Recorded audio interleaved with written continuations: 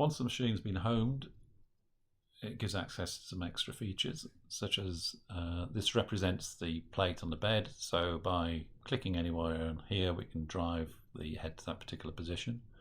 We've got these setup points around here, which are reference points, so by pressing one of these it will drive the machine to that particular location, XY location that we've defined in the setup.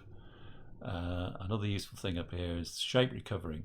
So if you're cutting a large nest and something occurs, such as somebody trips over the mains cable, or the power goes off, or the weekend comes along unexpectedly, then we can resume cutting at a later date. So this little list here will show us the last few jobs being cut, and what the system does, it remembers the origins of those points of that nest. So you'd select the nest you want to go back to, so in this case flange, press lost cut recovery, and that will pop up a window where we do absolute jog, and that will then drive to the absolute location that the job was started.